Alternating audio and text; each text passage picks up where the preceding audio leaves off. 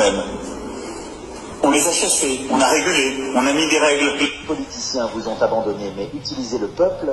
Il y a forcément des gens qui ont besoin d'argent. Mais vous soutient, alors appliquez la dernière méthode. Le Mali appartient à la France et non à la Russie. Du Mali, on va réfléchir ensemble de comment trouver une solution contre ces criminels militaires au Mali. Votre mission sera donc d'infiltrer le cœur de leur pouvoir.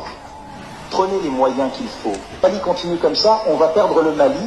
Et si on perd le Mali, on perd notre rang économique. On élimine ces délinquants du pouvoir malien, soit on révolte le peuple contre eux. On vient défendre nos intérêts, et on le fait de manière respectueuse avec les intérêts des pays africains où on se déploie.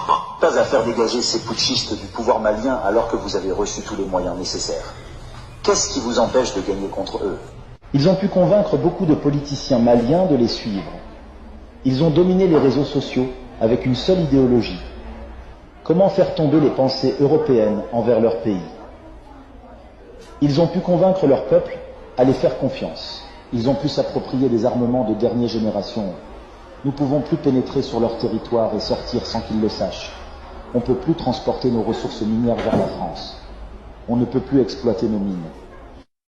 Nous ne pouvons pas quitter le Niger et je suis donc pour le coup dans les 19% des sondés qui pensent que la France doit rester présente militairement non seulement au Niger mais ailleurs en Afrique. Notre retrait nous coûterait très cher à terme. Nous avons besoin de rester très présents sur le continent africain. C'est déjà d'autant que c'est la base principale aujourd'hui au Niger de la lutte contre le terrorisme. Mais c'est la seule qu'il nous reste après avoir été chassés d'autres pays. Donc il y a un intérêt stratégique évident pour la France à rester présente. Donc on verra, la situation est évidemment très confuse pour le moment, mais notre intérêt premier, c'est de rester sur place le plus longtemps possible. Évidemment, de protéger nos ressortissants. Ils sont 5 à 600. Pour l'instant, pas de rappel des ressortissants. Non, mais écoutez, la situation est un peu ambiguë parce que le président qui a été renversé peut quand même continuer à communiquer avec ses homologues. Oui. Donc on voit bien que la junte n'a pas coupé tous les ponts et qu'elle garde plusieurs fers au feu. En tout cas, nous devons absolument rester ici parce que sinon, c'est la dégringolade complète et nous le paierions cher dans l'avenir. Donc il y a un intérêt national bien compris qui est que la France reste sur la question de la lutte contre le terrorisme en l'occurrence. Bonsoir à tous, bienvenue dans la grande édition. Ça y est, c'est fait, le Mali a un nouveau code minier.